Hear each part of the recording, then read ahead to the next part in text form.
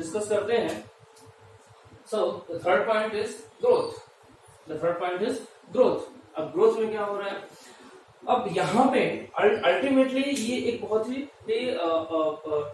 बहुत ही स्पेशल तरह का पॉइंट है अगर अपन इसको डिस्कस करना चाहें। देखो यहाँ पे मेटाबॉलिज्म हुई थी, मेटाबॉलिज्म से अपने को एनर्जी मिली थी, एनर्जी मिलने के बाद सेल क्या करेगी, फंक्शनल होगी। इट मींस दैट सेल क्या हो सकती है, डिवाइड हो सकती है। डिवाइड होने के लिए सेल को पहले ग्रोथ करना पड़ेगा, ठीक है। अब अगर अपन सेलुलर लेवल पे बात करते हैं, तो अगर अपन नॉर्मल लेवल पे बात करें तो हमें ऑर्गेनिज्म में ग्रोथ देखने को मिलती है। If the organism are in living state और are in alive state, then definitely growth can be observe. Organism में ग्रोथ हमें इजीली ऑब्जर्व की जा सकती है या इजीली ऑब्जर्व करने को मिल सकती है, ठीक है। फॉर एग्जाम्पल अगर अपन एनिमल की बात करते हैं, ठीक है, एनिमल छोड़ो, अपन पहले अपनी बात करते हैं, ठीक है। जब कभी भी आप अपने कुछ बेसिक क्लासेस की फोटो देखोगे, जब आप फर्स्ट स्टैंडर्ड सेकंड स्टैंडर्ड में थे, वहां पे आप अपनी पिक्चर देखो, और अब की अगर आप अपनी पिक्चर देखो तो आपको खुद को आपकी बॉडी में चेंजेस देखने को मिलेंगे। डेफिनेटली यहाँ पे चेंजेस हो रहे हैं। आप अपने आसपास देखो, आपने कोई पॉटेड प्लांट अगर आपने लगाया था अपने घर में, अगर आपके आसपास कोई पॉटेड प्लांट है तो आप देखोगे उसमें धीरे धीरे करके आपको उसमें ग्रोथ ऑब्जर्व करने को मिलेगी। लेकिन वहीं पे आपका जो स्टडी टेबल है या आपके घर में ऐसी कई सारी चीज है या ऐसे कई सारे ऑब्जेक्ट्स होंगे जिनको कि आपने सालों साल एक ही पोजीशन में देखा होगा। इट मींस जब तक आपने उन पे कोई फोर्स अप्लाई नहीं किया तब तक उनका डिस्प्लेसमेंट जैसी कोई स्टोरी नहीं आई थी। मतलब वो जहां पे थे वहीं पे रह गए, कोई चेंजेस नहीं हुआ।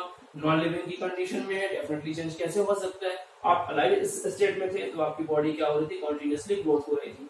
देखो यहाँ पे एक पॉइंट में भी आया, हमने कहा कि आप अलाइव थे तो आपकी बॉडी कॉन्टिन्यूसली ग्रोथ हो रही थी।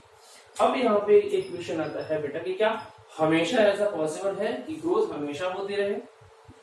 यहाँ पे अब अपन दो कंडीशन की बात करते हैं। In case of plant yes ठीक है, प्लांट के केसेस में क्या होता है कि ग्रोथ हमेशा मेजर की जा सकती है। ग्रोथ कैसी होती है, इंडेफिनिट होती है, कॉन्टिन्यूटी होती रहती है, ठीक है। और एनिमल के केस की अगर अपन बात करते हैं तो मॉर्फोलॉजिकली अगर अपन बात करें, मॉर्फोलॉजिकली, ठीक है, तो मॉर्फोलॉजिकली क्या होगी, मतलब मॉर्फोलॉजिकली तो आउटर स्ट्रक्चर की बेस पे अगर अपन बात करते हैं, then definitely growth is in limited state, ठीक है।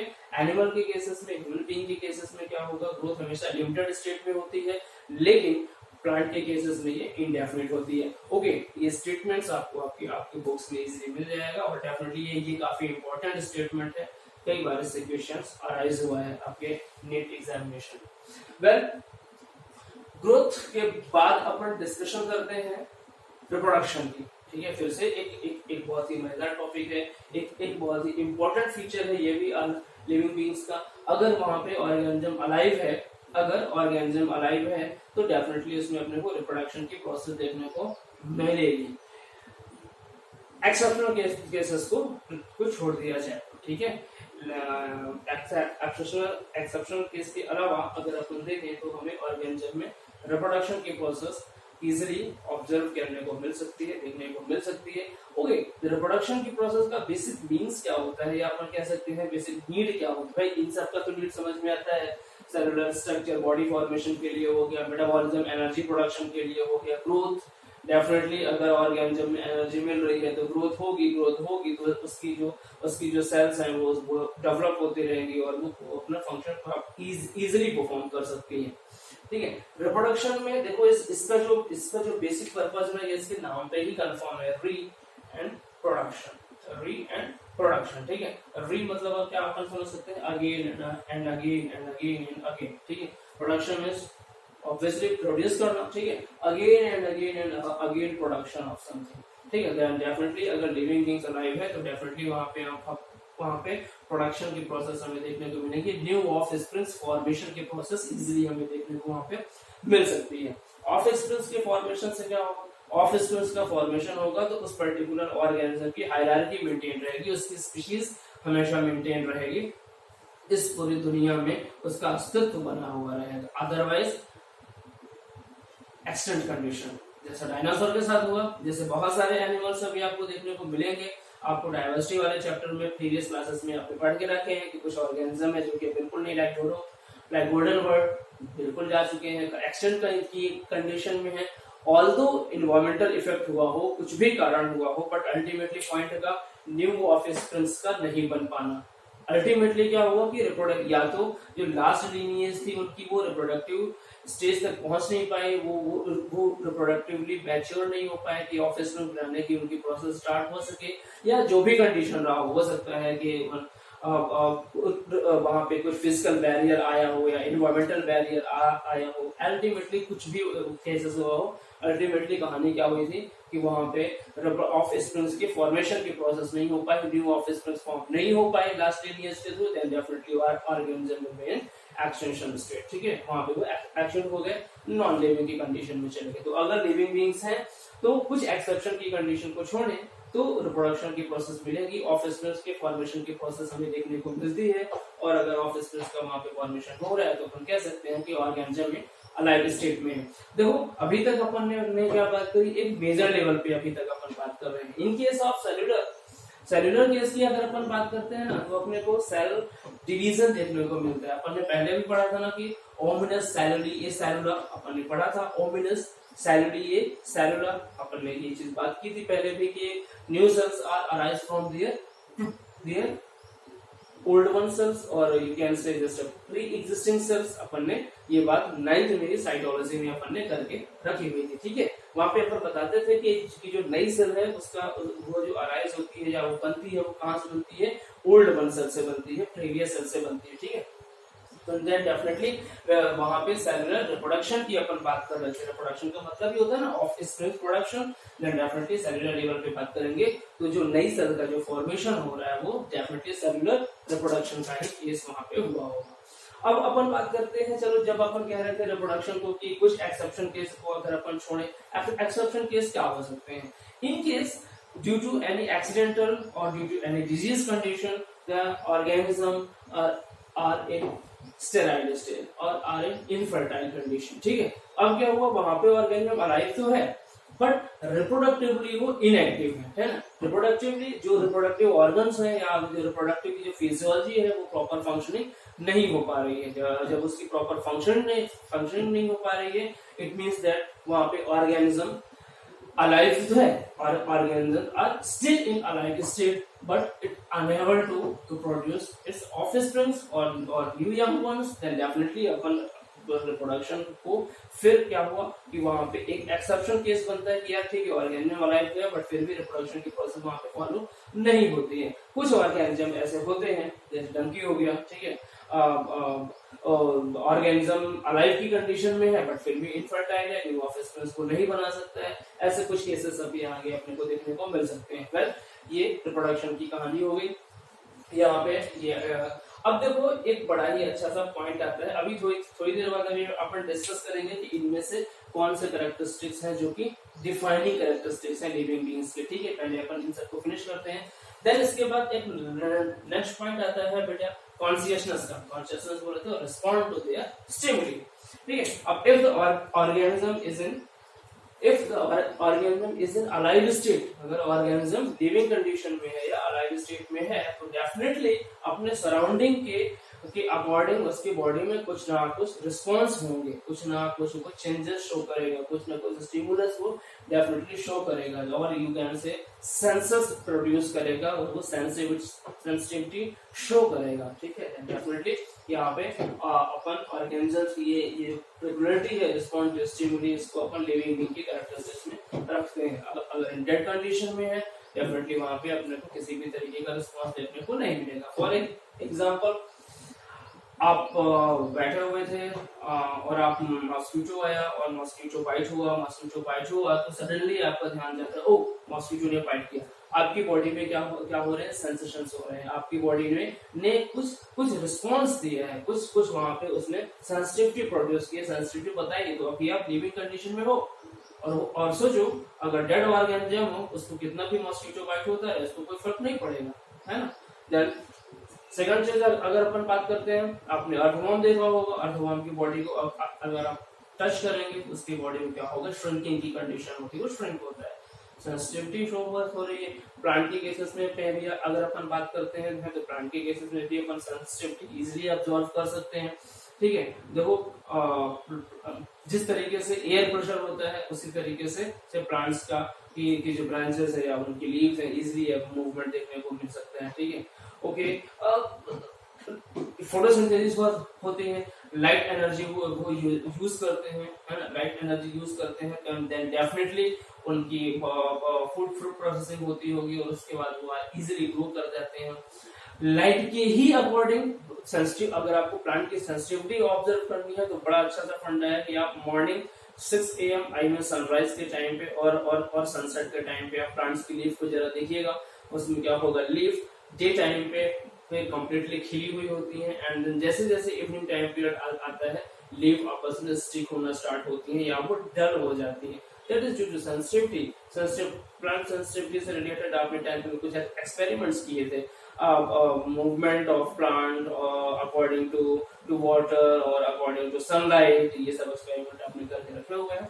Okay, then that is the case of consciousness और रिस्पॉन्स टू स्टिमुली। इसके बाद अगर अपन नेक्स्ट पॉइंट पे अपन डिस्कस करते हैं बेटा, then that is homeostasis. Next point क्या है, होमियोस्टैसिस, ठीक है। होमियोस्टैसिस की अगर अपन चलिए बात करते हैं तो ये क्या हो सकती है, दैट इज बेसिकली अगर अपन कह सकते हैं तो homeostasis is the property of balancing, ठीक है। Balancing of what, balancing of our body system according to our surrounding.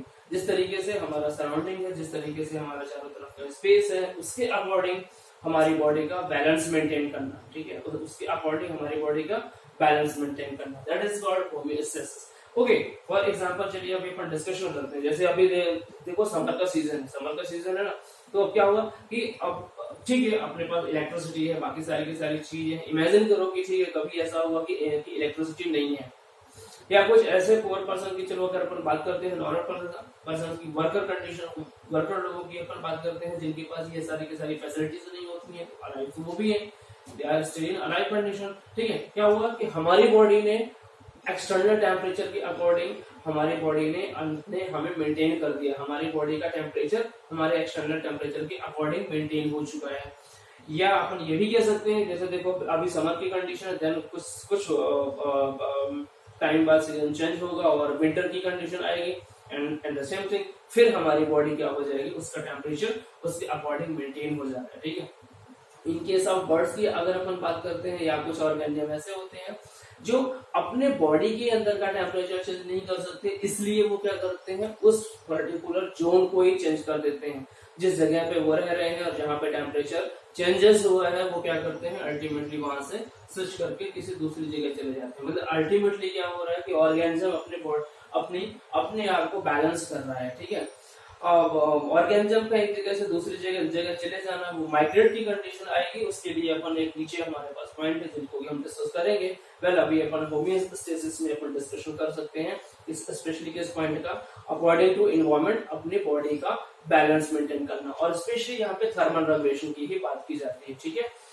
तो डेफिनेटली अगर ऑर्गेनिज्म अलाइव होगा तो उसमें ये फैसिलिटी मिलेगी, ठीक है, उसकी बॉडी का थर्मल मेंटेनेंस की जो फैसिलिटी है वो हमेशा उसमें मेंटेन रहेगी, अदरवाइज नॉन लिविंग कंडीशन में कोई फर्क ही नहीं पड़ेगा टेम्परेचर चेंजेस का।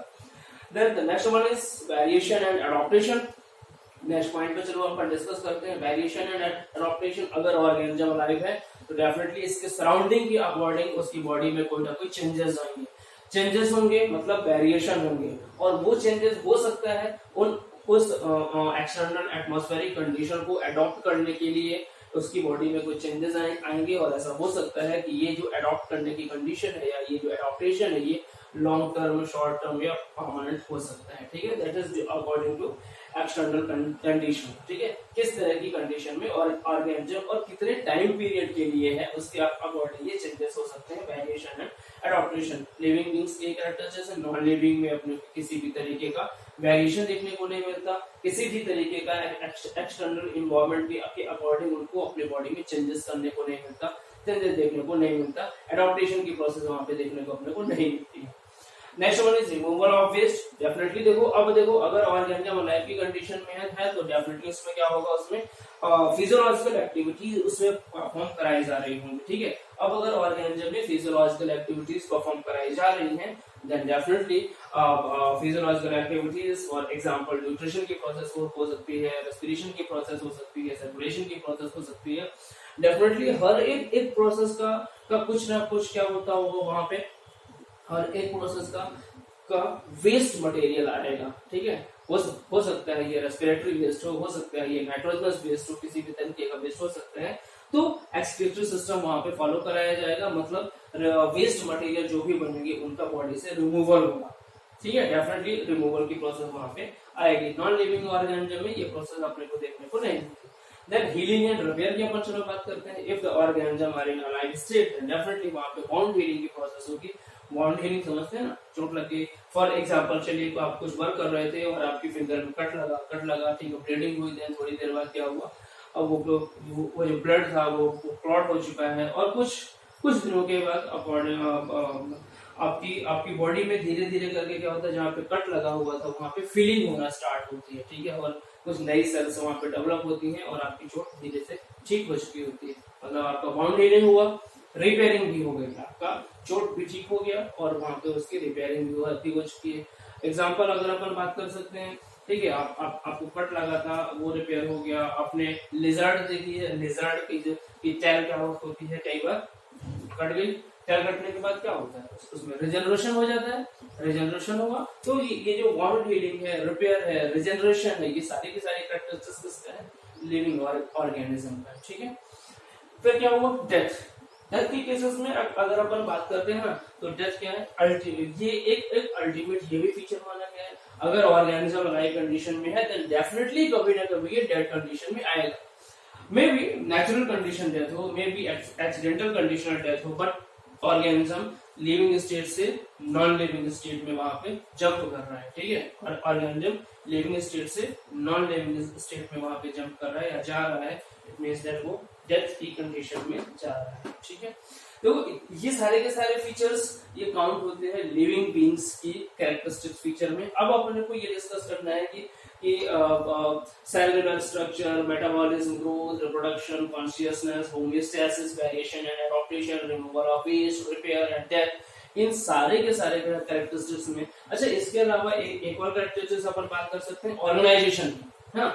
अगर लिविंग बीइंग्स है तो डेफिनेटली उसमें कुछ ना कुछ एक फिक्स, हर एक लिविंग ऑर्गेनिज्म का एक फिक्स बॉडी ऑर्गेनाइजेशन होता है, ठीक है। अगर ऑर्गेनिज्म अलाइव स्टेट में है देन डेफिनेटली उसका एक प्रॉपर बॉडी ऑर्गेनाइजेशन होगा, उसकी एक फिक्स बॉडी ऑर्गेनाइजेशन होगी। जैसे अपन ने पहले भी अपन ने बात की थी साइकोलॉजी वाले चैप्टर में, पुरानी क्लासेस में, कि वहां पे cell form the tissue, then tissue form the organs, organ form the organ system and organ system form the body, है ना। एक प्रॉपर सिस्टमेटिक वहां पे अरेंजमेंट हमें देखने को वो वहां पे मिलता है ऑर्गेनिज्म का, ठीक है। देन ऑर्गेनाइजेशन भी एक कैरेक्टरिस्टिक्स है लिविंग बीइंग्स का। अब देखते हैं कि इनमें से ऐसे कितने कैरेक्टरिस्टिक्स हैं जो कि डिफाइनिंग कैरेक्टर में काउंट हो सकते हैं। डिफाइनिंग बोले तो definite character of living beings, जिनके बीइंग पे अपन क्लियरली डिफाइन कर सकते हैं, okay, on the basis of this particular characteristics organism can be defined as a living beings. Okay, the first one is cellular structure, the second one is metabolism, ठीक है, cellular structure, metabolism, consciousness, cellular structure, metabolism, consciousness, ठीक है, ये specially and organization, and yes organization चौथा characteristic है organization. ये चार characteristics हैं, फिर से बात कर ले अपन, cellular structure, metabolism, consciousness and organization, ये चार ऐसे कैरेक्टरिस्टिक्स हैं बेटा जिनके बेसिस पे अपन लिविंग बीइंग्स को एग्जैक्टली डिफाइन कर सकते हैं। इसके अलावा अपन एक और बात कर सकते हैं, ग्रोथ एंड रिप्रोडक्शन ना एक तरह से एक दूसरे से कोरिलेटेड इवेंट है। अपन कह सकते हैं कि ऑर्गेनिज्म में अगर रिप्रोडक्शन की प्रोसेस हो रही है, अगर अपन सेलुलर लेवल की बात करते हैं तो सेलुलर लेवल की अगर अपन बात करते हैं तो ये डेफिनेटली एक दूसरे से रिलेटेड कैरेक्टरिस्टिक्स हैं, ठीक है। जैसे अगर सेल में ग्रोथ हो रही है देन डेफिनेटली आगे चल करके ये डिवाइड होगी, ठीक, और अगर ये डिवाइड होती है तो नया ऑफ स्पिनर्स फॉर्मेशन का ऐसे प्रोसेस होगा। दूसरा अगर अपन बात कर सकते हैं, अगर ऑर्गेनिज्म में रिप्रोडक्शन की प्रोसेस हो रही है देन डेफिनेटली उसके पहले उसमें ग्रोथ की कंडीशन आई होगी। सेलुलर लेवल पे भी अपन बात कर सकते हैं कि अगर सेल डिवाइड हुई है, उसमें रिप्रोडक्शन की प्रोसेस हुई है, तो उसके पहले वो क्या हुआ होगा, उसमें ग्रोथ हुई होगी, उसके बाद भी ग्रोथ होगी देन फिर से रिप्रोडक्शन की प्रोसेस होगी, देन ग्रोथ होगी, देन रिप्रोडक्शन की प्रोसेस होगी। So both are known as diffusive mutual event. ठीक है, इनको अपन म्यूचुअल इवेंट के तौर पे इनको अपन काउंट कर सकते हैं। ठीक है, ये सारे के सारे कैरेक्टरिस्टिक्स थे बेटा लिविंग बीइंग्स के। आई होप आपको ये क्लियर हो गए होंगे। एक बार फिर से अपन एक शॉर्ट डिस्कशन कर लेते हैं। सेलुलर स्ट्रक्चर, यहाँ पे हर एक ऑर्गेनिज्म का एक डेफिनेट सेलुलर स्ट्रक्चर होगा। लिविंग बीइंग्स की अगर अपन कंडीशन बोले तो इट मींस दैट सीधे सीधे यहाँ पे अपन ना प्रोटोप्लाज्म की बात करते हैं। ठीक है, वहां पे सेल में प्रोटोप्लाज्म प्रेजेंट होगा, और अगर प्रोटोप्लाज्म एक्टिव कंडीशन में है, लिक्विड स्टेट में है, देन सेल हमारी एक्टिव स्टेट में होगी, और अगर सेल हमारी एक्टिव स्टेट में है देन डेफिनेटली ऑर्गेनिज्म भी वहां पे अलाइव होगा। मेटाबॉलिज्म में अपन ने क्या बात किया था, अपन ने यहाँ पे बताया था कि यहाँ पे बिल्डिंग ऑफ रिएक्शन होती है, यहाँ पे ब्रेक डाउन रिएक्शन होती है, कॉम्प्लेक्स सब्सटेंस को सिंपल सब्सटेंस में यहाँ पे ब्रेक किया जाता है, देन आफ्टर एनर्जी का प्रोडक्शन होता है। लिविंग बीइंग्स की बेसिक कैरेक्टरिस्टिक्स हो गई। ग्रोथ की अपन ने बात की थी, यहाँ पे अपन ने सेलुलर लेवल की भी बात की थी, और मॉर्फोलॉजिकली ग्रोथ की भी अपन ने डिस्कशन किया था, जिसमें अपन ने बताया था कि प्लांट्स में इनडेफिनिट ग्रोथ होती है, जबकि एनिमल्स में डेफिनेट ग्रोथ देखने को मिलती है। Then after रिप्रोडक्शन में अपन ने बताया था कि the process और the capacity of production of new offsprings। then उसके बाद अपन ने बताया था लिविंग बीइंग्स की basic characteristics, consciousness according to external atmosphere और इन्वायरमेंट, और you can say the response to their stimuli, और you can say the external condition। Next one is homeostasis, the thermal balancing of the body। Next अपन ने बात किया था variation and adaptation to establish from to the capacity of establishment according to their external condition। then इसके बाद अपन ने बात की थी रिमूवल ऑफ वेस्ट की, जिसमें से अपन ने कहा था ऑर्गेनिज्म अगर लाइफ कंडीशन में है तो due to their physiological activity definitely some waste products are produced and they get removed outside of the body. Then इसके बाद अपन ने बात किया था हीलिंग एंड रिपेयर की, and the ultimate one is death. ठीक है, ये सारे के सारे कैरेक्टरिस्टिक्स लिविंग ऑर्गेनिज्म में काउंट होते हैं। इन पॉइंट्स के बेसिस पे इजीली आप डिस्क्राइब कर सकते हो that you are in alive state. ठीक है, चलिए अब इसके बाद अपन डिस्कशन करेंगे। यहाँ से तो अपन ने बात कर लिया, हमारा जो इस चैप्टर का जो फर्स्ट पॉइंट था that is characteristics of living की। ठीक है, अब इसके बाद अपन डिस्कशन करते हैं इसकी बायोडाइवर्सिटी। चलिए ये भी हम इरेज करते हैं, है ना। अब उसके बाद अपन डिस्कशन करते हैं बेटा बायोडाइवर्सिटी के बारे में। ठीक है, बायोडाइवर्सिटी ये टर्म आपके लिए कुछ नया नहीं है। इस टर्म के बारे में आपने पहले भी काफी सारी स्टडी करके रखी हुई है। देखिए, बायोडाइवर्सिटी में अगर अपन जनरल कंडीशन में बात करें तो हम डेफिनेटली देखो यहाँ पे अपन अलाइव स्टेज की ही बात करते हैं। ठीक है, नॉन लिविंग कंडीशन की अभी अपन, या नॉन लिविंग कंडीशन के किसी भी स्टेट या ऑर्गेनिज्म की बात अभी यहाँ पे अपन नहीं करेंगे। ठीक, बायोडाइवर्सिटी में अगर अपन नॉर्मल केसेस में देखें तो हम फ्लोरा एंड फौना दोनों की बात करते हैं। ठीक है, जब भी अपन बात करते